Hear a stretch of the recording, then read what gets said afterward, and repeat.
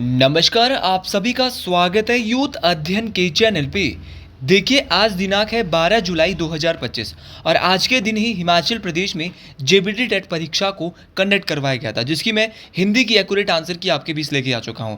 तो इस वीडियो में आप शुरू से लेकर अंत तक जरूर बना रहे, क्योंकि ये क्वेश्चंस आने वाले परीक्षाओं में भी आपको काम आ सकते हैं। तो पहला ही क्वेश्चन था कि नी जमा चल का संधि रूप क्या है। तो अगर बात करें नी जमा चल के संधि रूप की, तो वो बनेगा आपका निश्चल। तो अगर निश्चल की बात करें तो इसमें कौन सी संधि लगती है, तो निश्चल में जो है वो विसर्ग संधि, आपको विसर्ग दिख रही होगी। तो नी जमा चल या निश्चल में कौन सी संधि लगती है, तो विसर्ग संधि लगती है। इस बात को आपने याद रखना है। अगला क्वेश्चन है यहाँ पे, अगला क्वेश्चन है कि कौन सा यौगिक शब्द नहीं है। तो अपमान एक यौगिक शब्द है, और आपका जो नियमित है वो भी एक ऐसा शब्द है, वो भी एक यौगिक शब्द है। आपका सेनापति भी जो है वो क्या है, एक यौगिक शब्द है। तो आपका जो जलज है, जलज जो है वो क्या है, आपका यौगिक शब्द नहीं है। तो आप ऑप्शन सी के साथ यहाँ पे जाना था, बहुत आसान था ऑप्शन सी। अगर जलज की मैं बात करूँ तो यह एक योगरूढ़ शब्द है, जहाँ पे जल का अर्थ कुछ और है और जौ का अर्थ है जन्म लेने वाला, या इसको विशेष रूप से इसको क्या कहते हैं, कमल। जलज को कमल भी कहा जाता है। तो जल में जन्म लेने वाला मतलब कि ये कमल के लिए तो ये योगी शब्द नहीं होगा, बल्कि योगरूढ़ हो जाएगा जलज। तो ऑप्शन सी बिल्कुल सही। अगला क्वेश्चन था यहाँ पे, निम्न में से आगत वर्ण है। देखिए, अक्सर यहाँ पे जौ और फौ जो है वो कैसे है, आपके आगत वर्ण है। तो अगर मैं कहूँ तो आगत वर्ण जो आपके यहाँ पे है वो कौन से है, तो याद रखना आपका आगत वर्ण यहाँ पे जौ है। जैसे कि आपका खौ, गौ, जौ, फौ, तो जौ और फौ ज़्यादातर पेपर में होते हैं। तो आगत वर्ण यही होता है, मतलब कि आगत वर्ण वे ध्वनियाँ हैं जो हिंदी भाषा में अन्य भाषाओं से, जैसे कि अरबी, फारसी और अंग्रेजी से आई है। तो जौ हो गया, जौ एक आगत वर्ण है। कल के लिए फौ भी हो सकता है, आपका गौ भी हो सकता है। तो ये सारे के सारे क्या है, आगत वर्ण है। अगला क्वेश्चन है कि जो शब्दांश मूल शब्द के अंत में लगकर नए शब्द बनाते हैं उन्हें क्या कहलाते हैं। तो जो शब्दांश क्या है, आपके जो मूल शब्द के अंत में लगते हैं तो उनको क्या कहते हैं। तो मूल शब्द के जो अंत में जो शब्दांश लगते हैं, तो अंत में जो लगते हैं वो आपके कहाँ कौन से लगते हैं, प्रत्यय लगते हैं। तो ऑप्शन बी बिल्कुल सही हो जाएगा। जैसे कि मैं एग्जांपल आपको देता हूँ यहाँ पे अगर मैं बात करता हूँ सब्जी और प्लस पीछे क्या है, सब्जी वाला। तो याद रखना, आपने सुना होगा सब्जी वाला, तो सब्जी वाला में एक प्रत्यय होगा वाला प्रत्यय, क्योंकि पीछे लगा है। तो जो भी शब्दों के मूल शब्दों के पीछे लगकर उसमें नए अर्थ में परिवर्तन ला देते हैं और नया शब्द बनाते हैं, उनको प्रत्यय कहते हैं। अच्छा, जो उपसर्ग क्या होते हैं, जो शब्दों के मूल शब्द के आगे लगते हैं उनको क्या कहेंगे, उपसर्ग कहेंगे। देखिए, हिंदी भी बहुत इंपॉर्टेंट आपके आने वाली परीक्षाओं के लिए रहने वाली है। अगला क्वेश्चन है कि संस्कृत के ऐसे शब्द जो कुछ परिवर्तन के साथ हिंदी में प्रचलित हुए हैं वो क्या कहलाते हैं। तो वो शब्द क्या कहलाते हैं, तो आपको याद रखना है कि कुछ पहले वो संस्कृत में थे, लेकिन संस्कृत में कुछ बदल के अब जो है हिंदी में आ गए हैं। तो उनको जो कहेंगे वो कहेंगे आपके तद्भव शब्द। इस बात को आपने याद रखना, तद्भव। और संस्कृत के ठोस शब्दों को तत्सम शब्द कहेंगे। तो जैसे मैं बात करता हूँ तद्भव शब्दों की, जैसे कि बहुत बार पूछा जाता है कि आपका एक शब्द है वर्षा। वर्षा आपने सुना होगा, वर्षा जिसको संस्कृत भाषा में वर्षा कहा जाता है। तो वर्षा कैसा शब्द है, तो वर्षा भी एक वर्षा संस्कृत शब्द है, लेकिन ये तत्सम शब्द से तद्भव बना है। तो ये जो है इसको क्या कहेंगे, या सीधा क्वेश्चन आता है कि वो शब्द जो तत्सम से तद्भव बने हैं उनको क्या कहते हैं। तो वो हिंदी भाषा में थोड़े बहुत चेंज होके आए हैं, उनको तद्भव शब्द कहते हैं। तो ये सारी बातें आपको याद रखना है। जैसे कि आपका अंगार जो है वो संस्कृत में कहते थे, लेकिन अब अंगारा जो है हिंदी भाषा में कहा जाता है। तो ये सारे क्वेश्चन आपको याद रखने हैं, मोस्ट इंपॉर्टेंट है। अगला क्वेश्चन बोल रहा है कि त्रिभुवन शब्द में समास है। देखिए, बहुत आसान है। अगर त्रिभुवन शब्द की बात करें तो त्रिभुवन, देखिए त्रिभुवन की बात करें तो त्रिभुवन में जो है वो किसकी बात कर रहा है, तो त्रिभुवन शब्द में जो है आपका द्विगु समास आएगा। जब भी संख्यावाचक शब्द की बात की जाएगी तो उसमें क्या आएगा, आपका संख्याओं की बात की जा रही है। जैसे कि चौराहा की बात की जा रही है, पंचवक्त्र की बात की जा रही है, तो वहाँ पे बात की जा रही है किसकी, आपके संख्याओं की बात की जा रही है। चौराहा मतलब चार रास्तों वाला समूह। तो इस प्रकार से आपको चीज़ों को याद रखना है। देखिए, मैं थोड़ा सा ये लंबी ज़्यादा वीडियो नहीं ले जाऊँगा, बस आंसर आपको बता रहा हूँ। अगला क्वेश्चन है हमारा 67, वह आप आया था सर्वनाम है। तो देखिए, वो आप आया था मतलब अपने आप आया था, तो इसके लिए निजवाचक सर्वनाम, मतलब कि व्यक्ति खुद की बात कर रहा है। तो निजवाचक सर्वनाम वो सर्वनाम होते हैं जिनमें वक्ता या लेखक जो है वो क्या करेगा, स्वयं की बात करेगा। तो यहाँ पे स्वयं की बात की जा रही है कि वो अपने आप आया था, तो यहाँ पे कौन सा सर्वनाम लगेगा, निजवाचक। जैसे कि मैं अपने आप ही चला जाऊँगा, तो यहाँ पे भी क्या है, आप ही क्या है, एक निजवाचक सर्वनाम है।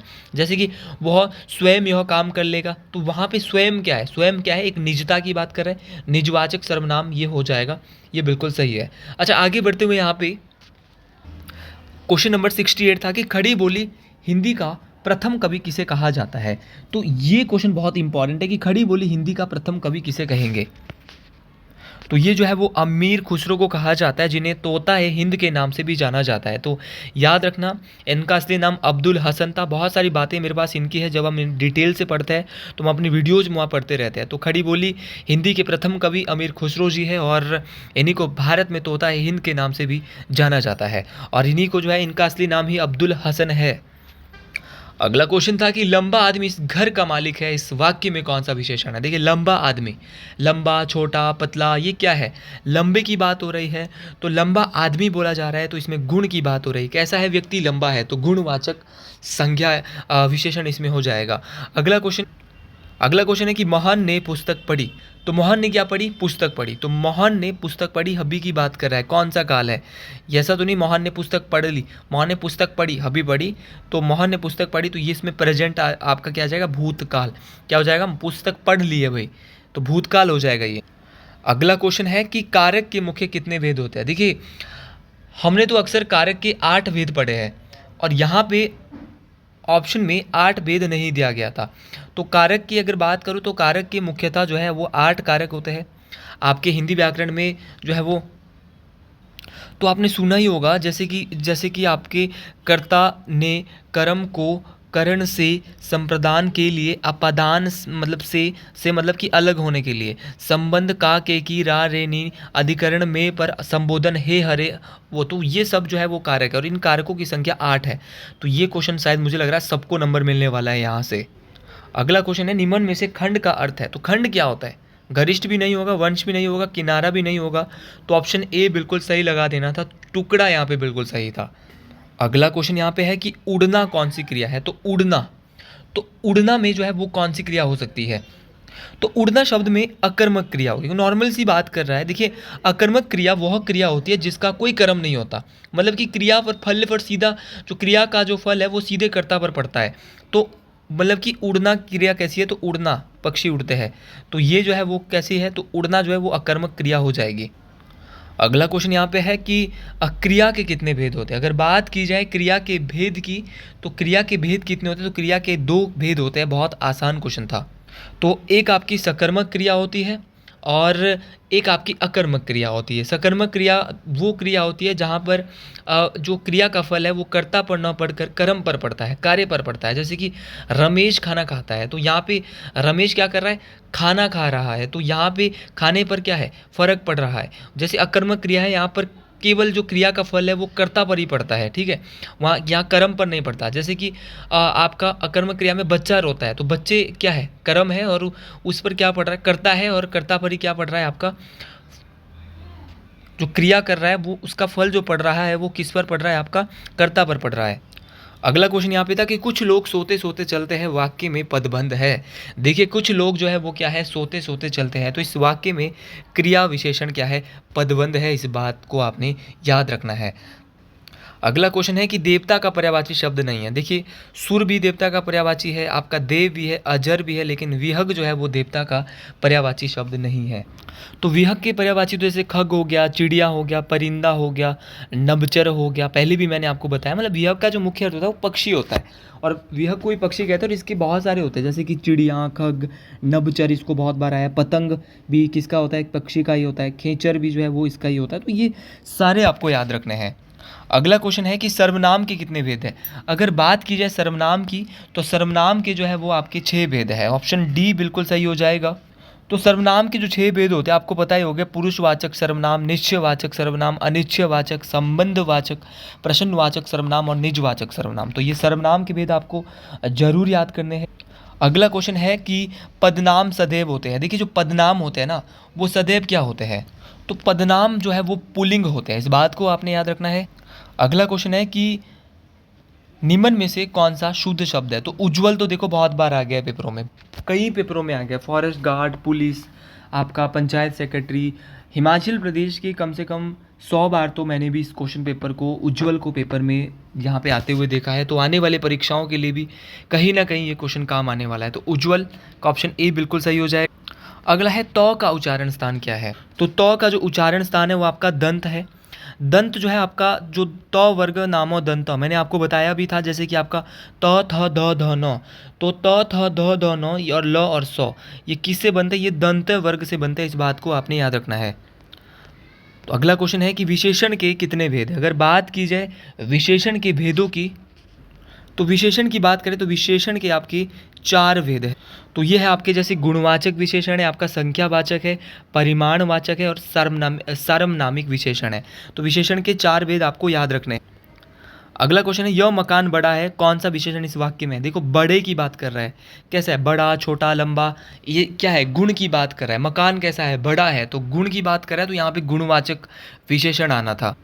अगला क्वेश्चन है, निम्न में से शुद्ध शब्द कौन सा है? तो ये तो बहुत आसान था यार, ये तो बच्चा बच्चा सही कर देता। तो आशीर्वाद जो है बहुत बार पेपर में आया है, तो आशीर्वाद यहाँ पे कौन सा सही हो जाएगा? 83 का ऑप्शन डी सही हो जाएगा। आशीर्वाद ये वाला सही हो जाएगा। बहुत सारे बच्चों ने ये लगाया होगा यहाँ पे, लेकिन ऑप्शन डी बिल्कुल सही था। अगला क्वेश्चन है कि गंगा में कौन सी संज्ञा है? अब बहुत सारी गंगा तो नहीं है, गंगा तो एक ही है और फेमस है, भारत की सबसे लंबी नदी गंगा है। तो व्यक्ति की बात हो रही है, तो ये कैसी संज्ञा है?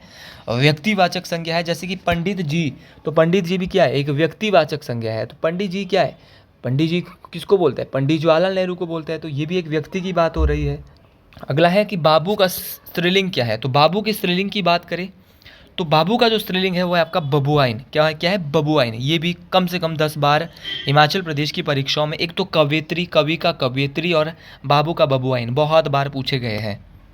अगला क्वेश्चन है कि अच्छे आचरण वाले के लिए एक शब्द है। जो अच्छे आचरण वाला होगा यार, उसको विश्वनस्य तो वो जिस पे विश्वास होता है, आस्तिक भी नहीं होगा, समदर्शी भी नहीं होगा, तो सदाचारी, मतलब कि जो सदाचार से जीता है उसको क्या कहते हैं? अच्छे आचरण वाला। हिंदी में कितने स्पर्श व्यंजन होते हैं? तो अगर हिंदी की बात करें तो हिंदी में 25 स्पर्श व्यंजन हमने तो पढ़े हैं, लेकिन यहाँ पे तो यार स्पर्श व्यंजन है ही नहीं। स्पर्श व्यंजन वो व्यंजन होते हैं जिनका उच्चारण करते समय जीव मुख के किसी न किसी भाग से टकराए, चाहे आपके तालू से टकराए, मुर्दा से टकराए, ओठ से टकराए, मतलब कि आपकी जीभ कहीं ना कहीं टकरा रही है। तो ऑप्शन 25 यहाँ पे आना था, तो मुझे लग रहा है कि सारे के सारे यहाँ पे गलत है ऑप्शन। 1 नंबर यहाँ से भी सबको मिल जाएगा। अगला क्वेश्चन है कि क का उच्चारण स्थान क्या है? तो क का उच्चारण स्थान कंठ है। तो आपका जितना भी पूरा क वर्ग है, जैसे कि क ख ग घ घ, ये सारे के सारे कंठ से बोले जाते हैं। और साथ में से अ और आ, ये भी कंठ से बोले जाते हैं। अ और आ और स्वर और कंठ भी इसी से बोले जाते हैं, आपके कंठ से। मतलब कि आपका जो आपका क वर्ग और आपका अ और ह, ये सारे के सारे कहाँ से बोले जाते हैं? कंठ से बोले जाते हैं।